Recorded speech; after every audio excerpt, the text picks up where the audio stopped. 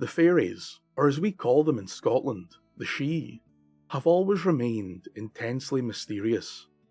Although we try to appease them and understand them, it would seem that humanity has never been fully equipped to truly comprehend the ways and the means of the Sidhe. Their nature ranges from welcoming and helpful to the darkest malevolent manipulators in our history. Some say that the Fae's unfathomable nature is due to their superiority in all things when compared with humans, but I don't tend to agree with this theory of a higher consciousness. It seems to me that these creatures are somewhat of a mirror held up to humanity. It shows us all the evil and corruption rampant within our species, but also the great love and caring, along with the selflessness we can on occasion exhibit. It is this human nature of the Sidhe that makes them so beloved and feared. The struggles we have with trying to find reason or logic to the old god's actions can be seen in today's short tale, The Harris Woman and Her Baking.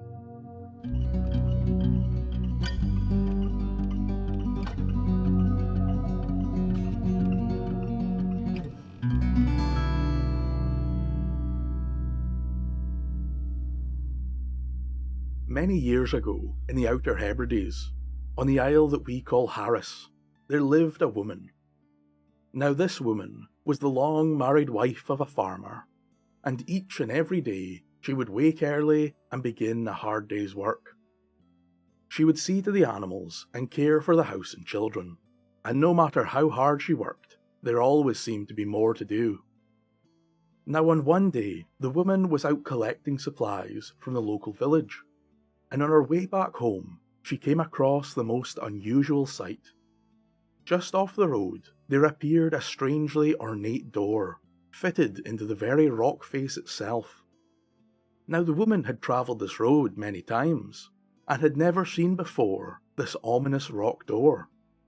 To the woman's sheer disbelief, the door began to open, and she was greeted to the beautiful visage of a young lady, clad in vibrant green brocade.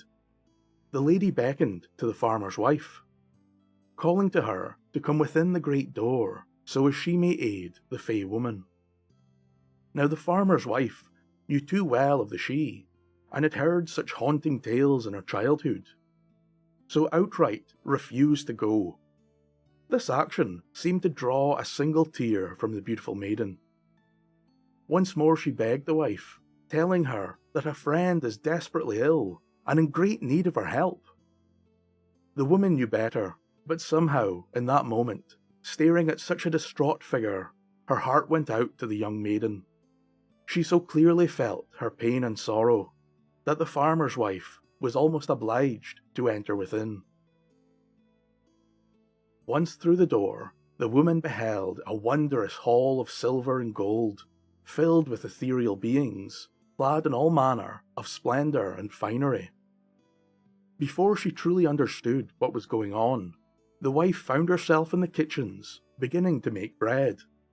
The Fae maiden now stood beside her, and all the signs of sorrow and pain had been replaced with a single dark, malicious smile. The maiden told the wife that she was now trapped in the land of the Sidhe, and her only possible escape was to continue to bake until the sack of flour beside her had been wholly consumed.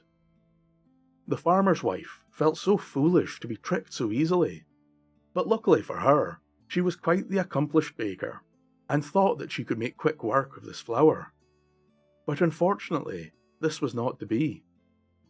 No matter how long she spent baking bread, the bag of flour never seemed to get any smaller. In fact, the harder she worked, and the more bread she baked, the fuller the bag seemed to become.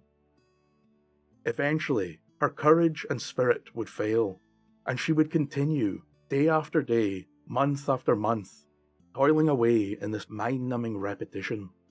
Every now and then, a servant of the Sidhe would appear to collect the bread, and each day, morning and night, the woman was subjected to the wild musical celebrations of the Fae, as they danced and feasted in the grand golden hall.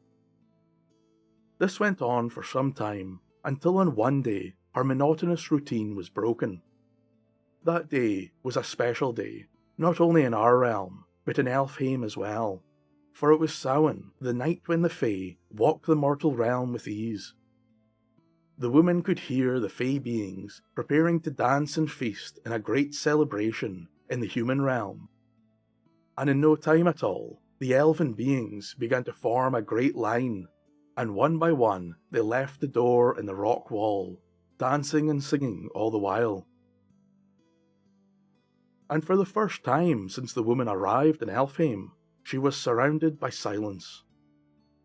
After the repetitive monotony of her task, the woman took some enjoyment in even this slight change of surroundings. And it was as she was about to return to her baking, the woman was startled by a deep groan. This was certainly no voice of the she, thought the woman. It was far too guttural and harsh. Determined to investigate, she headed in the sound's direction, and soon found an open doorway, inside which was an incredibly old man, little more than skin and bones, draped over a fine linen bed. Through a thick white beard, the man said, "What brings you here?" Somewhat taken aback, the woman replied, "I did not enter by my own will, and I was asked to attend the ill." The man slowly nodded, and inquired at what work the woman had been tasked to do. The woman, feeling some kinship with the man, told him all about the vile trick played upon her with the endless bag of flour, and that her toil will likely never end. The old man raised a weak hand and pulled the woman close. "You must start again," he said, "but this time do not use any of the dusting flour to cover the dough nor the table. Then you will be free." In an instant, the woman ran from the room and straight back to the kitchen. There she baked with all the strength and speed available to her, and as the man said, she never once used the dusting flour. As the night went on and the silence reigned, the flour in the bag became less and less, and soon enough there was nothing left within the bag. The woman felt as if a large weight had been lifted from her shoulders, and with a sudden spur of energy, she ran for the door in the rock wall, and was out and away before the dancing she could return. She scrambled down the path and through fields and over hills until she reached her home. But as she arrived there, it was no longer the home she knew. It was little more than an overgrown ruin. The shocked and somewhat terrified woman eventually arrived at a neighbour's house and was told of all that had happened in her absence. During the time that the woman had slaved in Elfheim, many years had passed, and the neighbour told her that in the local area it was widely believed the woman had died, and through his grief for the loss of his wife, the farmer let his property fall to ruin. Eventually, the poor state of the farm and its works led to a great loss of crops, and soon the farmer and his children would all die young from malnutrition and disease. The woman was now heartbroken. Her life had been stolen from her. Everything and everyone she had ever held dear was now destroyed. She cursed the she and wondered what she had done to deserve such harsh and wicked treatment. Thank you for listening, and a special thank you to all my wonderful patrons for helping me keep these tales alive. Now I am sure that many of you have the same questions that I do about this tale. Was there any reason or logic to the plans of the she? And did the woman deserve such a cruel punishment? Unfortunately for us, there is not much else known about this tale, and there was little else that I could find. In some versions of this tale, it is said that the woman is an incredibly good baker, and some have taken this to imply that the enslavement may be a result of her own hubris, but I am not sure that really fits in with the story. Given that we are still in the month of Samhain, or at the very least around the moon of Samhain, at least at the time of writing this, I personally have a theory which I think is appropriate for the season. Perhaps this tale is all part of a sinister allegory. The entrapment and indentured toil of the woman may have been her hidden feelings towards an ungrateful family, one that cared little for her suffering and graft, and were intent on working the poor woman to the bone, before her freedom was brought to her through the farm's destruction and her family's untimely death. When we add in the flour and the baking, it is possible that the woman learned of how to poison and kill her own family. To be honest, I have no reason to believe this to be true, but I just found it an interesting thought, especially around this haunting time of the year.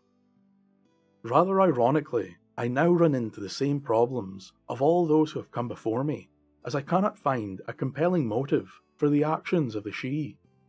Perhaps it is true that they only see humans as we see livestock. In some ways, this inability to find reason in their actions makes the Sidhe far more mysterious, and paradoxically, far more human. Personally, the question I most want an answer to is how the old man ended up in Elfheim, and if he arrived there in the same state that the woman found him.